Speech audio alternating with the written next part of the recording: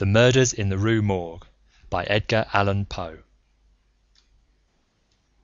The next day's papers had these additional particulars. The tragedy in the Rue Morgue. Many individuals have been examined in relation to this most extraordinary and frightful affair. The word affair has not yet in France that levity of import which it conveys with us. But nothing whatever has transpired to throw light upon it. We give below all the material testimony elicited. Pauline Dubourg, laundress, deposes that she has known both the deceased for 3 years, having washed for them during that period. The old lady and her daughter seemed on good terms, very affectionate towards each other. They were excellent pay, could not speak in regard to their mode or means of living, believed that Madame L told fortunes for a living, was reputed to have money put by, never met any persons in the house when she called for the clothes or took them home, was sure that they had no servant in employ. There appeared to be no furniture in any part of the building except in the 4th story. Pierre Moreau, tobacconist, deposes that he has been in the habit of selling small quantities of tobacco and stuff to Madame L'Espanaye for nearly 4 years. Was born in the neighbourhood and has always resided there. The deceased and her daughter had occupied the house in which the corpses were found for more than 6 years. It was formerly occupied by a jeweller, who underlet the upper rooms to various persons. The house was the property of Madame L. She became dissatisfied with the abuse of the premises by her tenant, and moved into them herself, refusing to let any portion. The old lady was childish. Witness had seen the daughter some 5 or 6 times during the 6 years. The two lived an exceedingly retired life, were reputed to have money, had heard it said among the neighbours that Madame L told fortunes, did not believe it, had never seen any person enter the door except the old lady and her daughter, a porter once or twice, and a physician some 8 or 10 times. Many other persons, neighbours, gave evidence to the same effect. No one was spoken of as frequenting the house. It was not known whether there were any living connections of Madame L and her daughter. The shutters of the front windows were seldom open. Those in the rear were always closed, with the exception of the large back room, 4th story. The house was a good house, not very old. Isidore Musset, gendarme, deposes that he was called to the house about 3 o'clock in the morning, and found some 20 or 30 persons in the gateway, endeavouring to gain admittance. Forced it open, at length with a bayonet, not with a crowbar. Had but little difficulty in getting it open on account of its being a double or folding gate, and bolted neither at bottom nor top. The shrieks were continued until the gate was forced, and then suddenly ceased. They seemed to be screams of some person or persons in great agony, were loud and drawn out, not short and quick. Witness led the way upstairs. Upon reaching the first landing, heard 2 voices in loud and angry contention. The one a gruff voice, the other much shriller, a very strange voice. Could distinguish some words of the former, which was that of a Frenchman, was positive that it was not a woman's voice. Could distinguish the words sacre and diable. The shrill voice was that of a foreigner. Could not be sure whether it was the voice of a man or of a woman. Could not make out what was said, but believed the language to be Spanish. The state of the room and of the bodies was described by this witness as we described them yesterday. Henri Duval, a neighbour, and by trade a silversmith, deposes that he was one of the party who first entered the house. Corroborates the testimony of Musset in general. As soon as they forced an entrance, they reclosed the door to keep out the crowd, which collected very fast, notwithstanding the lateness of the hour. The shrill voice, this witness thinks, was that of an Italian, was certain it was not French, could not be sure that it was a man's voice, it might have been a woman's, was not acquainted with the Italian language, could not distinguish the words, but was convinced by the intonation that the speaker was an Italian, knew Madame L and her daughter, had conversed with both frequently, was sure that the shrill voice was not that of either of the deceased. Odenheimer, restaurateur. This witness volunteered his testimony. Not speaking French, was examined through an interpreter. Is a native of Amsterdam. Was passing the house at the time of the shrieks. They lasted for several minutes, probably 10. They were long and loud, very awful and distressing. Was one of those who entered the building. Corroborated the previous evidence in every respect but one. Was sure that the shrill voice was that of a man, of a Frenchman. Could not distinguish the words uttered. They were loud and quick, unequal, spoken apparently in fear, as well as in anger.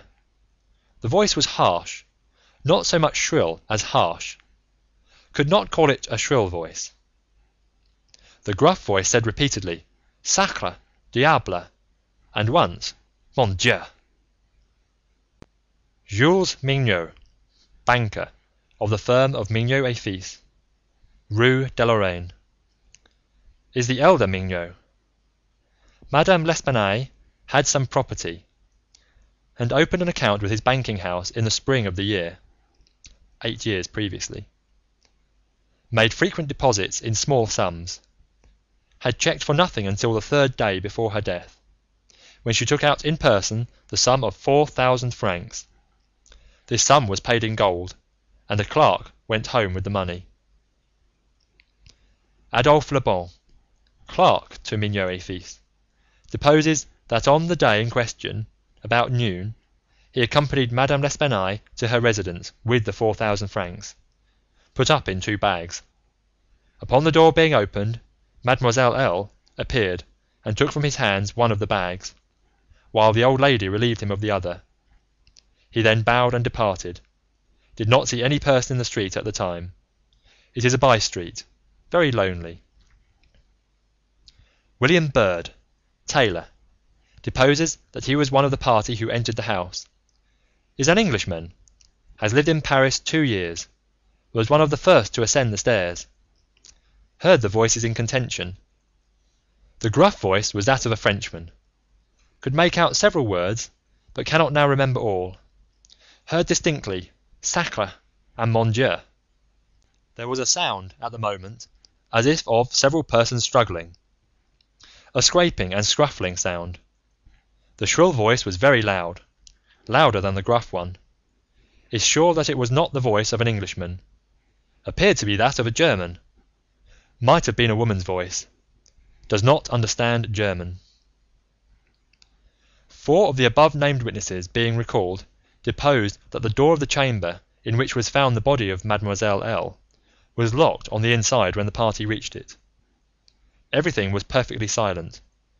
No groans or noises of any kind. Upon forcing the door, no person was seen. The windows, both of the back and front room, were down and firmly fastened from within. A door between the 2 rooms was closed, but not locked. The door leading from the front room into the passage was locked, with the key on the inside. A small room in the front of the house, on the 4th story, at the head of the passage was open, the door being ajar. This room was crowded with old beds, boxes, and so forth. These were carefully removed and searched. There was not an inch of any portion of the house which was not carefully searched. Sweeps were sent up and down the chimneys. The house was a 4-story one, with garrets, mansards. A trapdoor on the roof was nailed down very securely. Did not appear to have been opened for years. The time elapsing between the hearing of the voices in contention and the breaking open of the room door was variously stated by the witnesses. Some made it as short as 3 minutes, some as long as 5. The door was opened with difficulty. Alfonso Garcio, undertaker, deposes that he resides in the Rue Morgue. Is a native of Spain. Was one of the party who entered the house. Did not proceed upstairs. Is nervous and was apprehensive of the consequences of agitation. Heard the voices in contention. The gruff voice was that of a Frenchman. Could not distinguish what was said. The shrill voice was that of an Englishman. Is sure of this. Does not understand the English language, but judges by the intonation. Alberto Montani, confectioner, deposes that he was among the first to ascend the stairs, heard the voices in question. The gruff voice was that of a Frenchman, distinguished several words. The speaker appeared to be expostulating, could not make out the words of the shrill voice, spoke quick and unevenly, thinks it the voice of a Russian, corroborates the general testimony, is an Italian, never conversed with a native of Russia. Several witnesses recalled here testified that the chimneys of all the rooms on the fourth story were too narrow to admit the passage of a human being. By sweeps were meant cylindrical sweeping brushes, such as are employed by those who clean chimneys. These brushes were passed up and down every flue in the house. There is no back passage by which anyone could have descended while the party proceeded upstairs. The body of Mademoiselle L'Espanaye was so firmly wedged in the chimney that it could not be got down until 4 or 5 of the party united their strength. Paul Dumas, physician, deposes that he was called to view the bodies about daybreak. They were both then lying on the sacking of the bedstead in the chamber where Mademoiselle L. was found.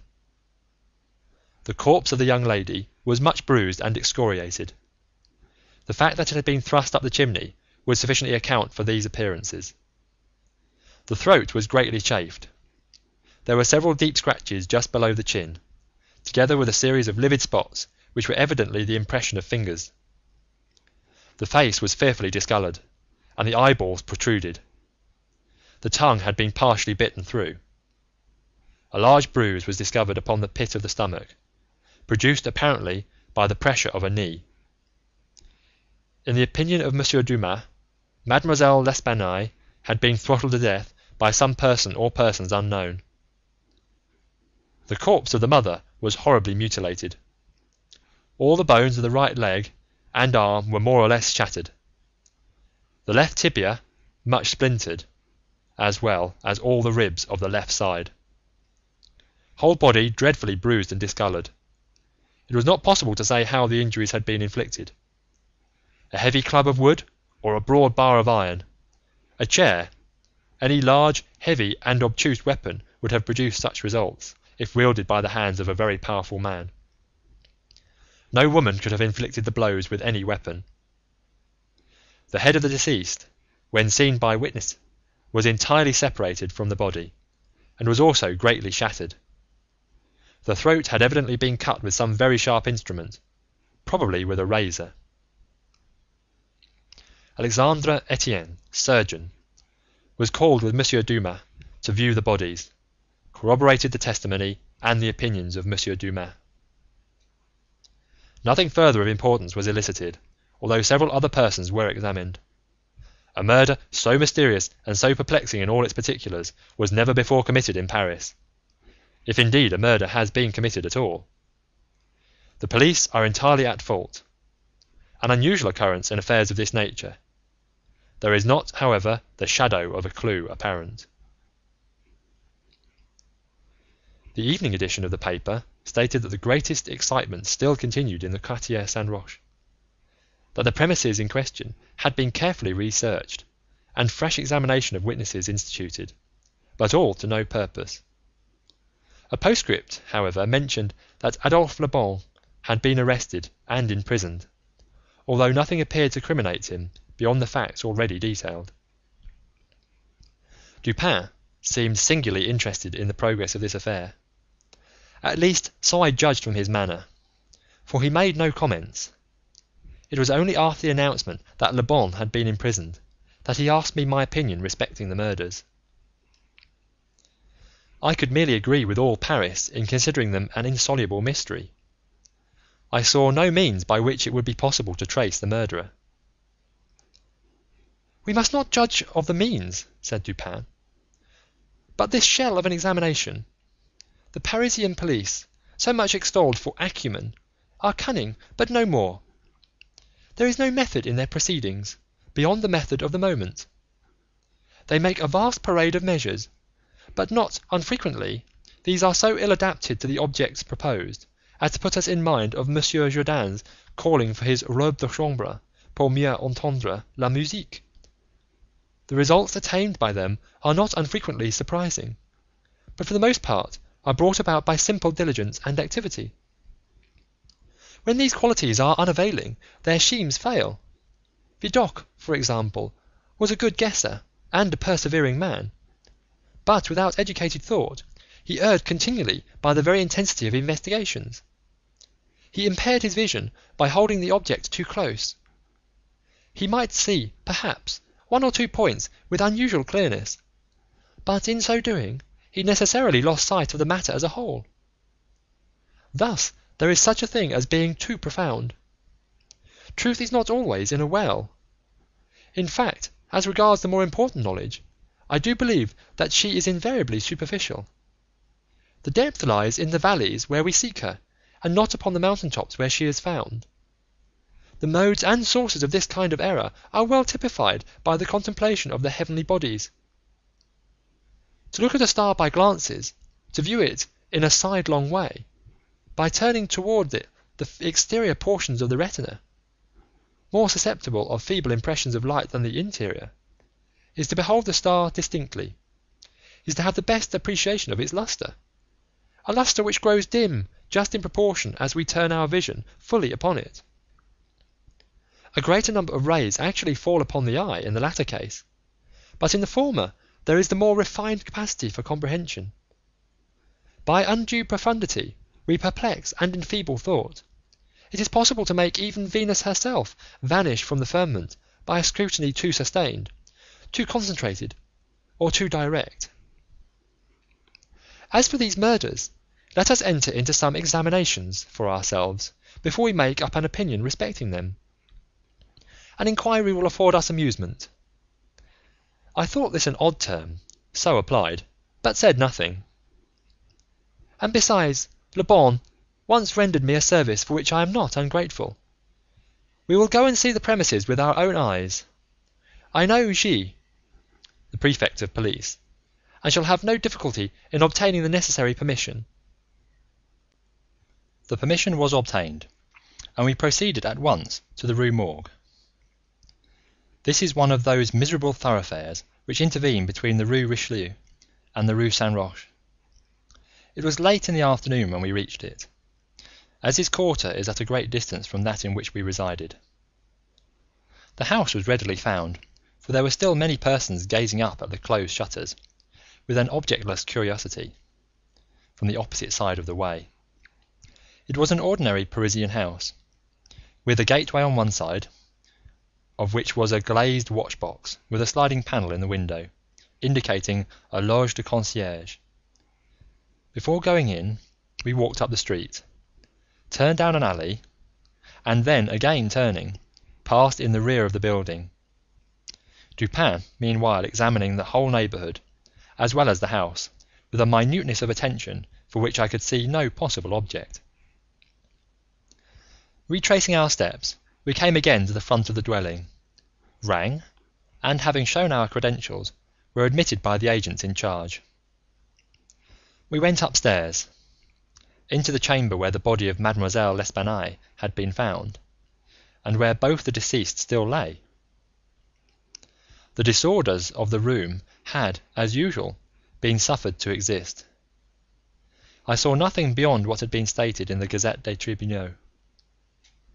Dupin scrutinized everything, not excepting the bodies of the victims.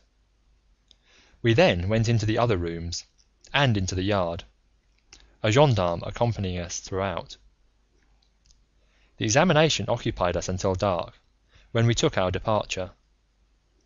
On our way home, my companion stepped in for a moment at the office of one of the daily papers. I have said that the whims of my friend were manifold, and that je le ménageais, for this phrase there is no English equivalent. It was his humour now to decline all conversation on the subject of the murder, until about noon the next day. He then asked me, suddenly, if I had observed anything peculiar at the scene of the atrocity. There was something in his manner of emphasizing the word peculiar, which caused me to shudder, without knowing why. "No, nothing peculiar," I said. nothing more at least than we both saw stated in the paper." "The Gazette," he replied, "has not entered, I fear, into the unusual horror of the thing, but dismissed the idle opinions of this print. It appears to me that this mystery is considered insoluble, for the very reason which should cause it to be regarded as easy of solution. I mean for the outre character of its features. The police are confounded by the seeming absence of motive, not for the murder itself, but for the atrocity of the murder. They are puzzled, too, by the seeming impossibility of reconciling the voices heard in contention, with the fact that no one was discovered upstairs but the assassinated Mademoiselle L'Espanaye, and that there were no means of egress without the notice of the party ascending. The wild disorder of the room, the corpse thrust, with the head downward, up the chimney, the frightful mutilation of the body of the old lady, these considerations, with those just mentioned, and others which I need not mention, have sufficed to paralyse the powers, by putting completely at fault the boasted acumen of the government agents. They have fallen into the gross but common error of confounding the unusual with the abstruse. But it is by these deviations from the plane of the ordinary that reason feels its way, if at all, in its search for the true. In investigations such as we are now pursuing, it should not be so much asked what has occurred, as what has occurred that has never occurred before. In fact, the facility with which I shall arrive, or have arrived, at the solution of this mystery is in the direct ratio of its apparent insolubility in the eyes of the police." I stared at the speaker in mute astonishment. "I am now waiting," continued he, looking toward the door of our apartment, "I am now awaiting a person who, although perhaps not the perpetrator of these butcheries, must have been in some measure implicated in their perpetration. Of the worst portion of the crimes committed, it is probable that he is innocent. I hope that I am right in this supposition, for upon it I build my expectation of reading the entire riddle. I look for the man here, in this room, every moment. It is true that he may not arrive, but the probability is that he will. Should he come, it will be necessary to detain him. Here are pistols, and we both know how to use them when occasion demands their use." I took the pistols, scarcely knowing what I did, or believing what I heard, while Dupin went on, very much as if in a soliloquy. I have already spoken of his abstract manner at such times. His discourse was addressed to myself, but his voice, although by no means loud, had that intonation which is commonly employed in speaking to someone at a great distance. His eyes, vacant in expression, regarded only the wall.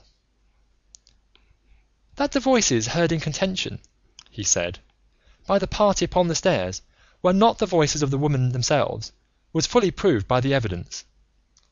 This relieves us of all doubt upon the question whether the old lady could have first destroyed the daughter and afterward have committed suicide. I speak of this point chiefly for the sake of method, for the strength of Madame L'Espanaye would have been utterly unequal to the task of thrusting her daughter's corpse up the chimney as it was found, and the nature of the wounds upon her own person entirely preclude the idea of self-destruction. Murder, then, has been committed by some third party, and the voices of this third party were those heard in contention. Let me now advert, not to the whole testimony respecting these voices, but to what was peculiar in that testimony. Did you observe anything peculiar about it?" I remarked that while all the witnesses agreed in supposing the gruff voice to be that of a Frenchman, there was much disagreement in regard to the shrill, or, as one individual termed it, the harsh voice. "That was the evidence itself," said Dupin, "but it was not the peculiarity of the evidence. You have observed nothing distinctive, yet there was something to be observed. The witnesses, as you remark, agreed upon the gruff voice. They were unanimous, but in regard to the shrill voice, the peculiarity is not that they disagreed, but that while an Italian, an Englishman, a Spaniard, a Hollander, and a Frenchman attempted to describe it, each one spoke of it as that of a foreigner. each is sure that it is not the voice of one of his own countrymen. Each likens it, not to the voice of an individual of any nation with whose language he is conversant, but the converse. The Frenchman supposes it the voice of a Spaniard, and might have distinguished some words had he been acquainted with the Spanish. The Dutchman maintains it to have been that of a Frenchman, but we find it stated that, not understanding French, this witness was examined through an interpreter. The Englishman thinks it the voice of a German, and does not understand German. The Spaniard is sure that it was that of an Englishman, but judges by the intonation altogether, as he has no knowledge of the English. The Italian believes it is the voice of a Russian, but has never conversed with a native of Russia. A second Frenchman differs, moreover, with the first, and is positive that the voice was that of an Italian, but, not being cognizant of that tongue, is, like the Spaniard, convinced by the intonation. Now, how strangely unusual must that voice have really been, about which such testimony as this could have been elicited? In whose tones even denizens of the 5 great divisions of Europe could recognise nothing familiar. You will say that it might have been the voice of an Asiatic, of an African. Neither Asiatics nor Africans abound in Paris, but, without denying the inference, I will now merely call your attention to 3 points. The voice is termed by one witness harsh rather than shrill. It is represented by 2 others to have been quick and unequal. No words, no sounds resembling words, were by any witness mentioned as distinguishable. I know not, continued Dupin, what impression I may have made, so far, upon your own understanding, but I do not hesitate to say that legitimate deductions even from this portion of the testimony, the portion respecting the gruff and shrill voices, are in themselves sufficient to engender a suspicion which should give directions to all farther progress in the investigation of the mystery. I said legitimate deductions, but my meaning is not thus fully expressed. I design to imply that the deductions are the sole proper ones, and that the suspicion arises inevitably from them as to the single result. What the suspicion is, however, I will not say just yet. I merely wish you to bear in mind that with myself it was sufficiently forcible to give a definite form, a certain tendency to my inquiries in the chamber. End of Part 2 of The Murders in the Rue Morgue by Edgar Allan Poe.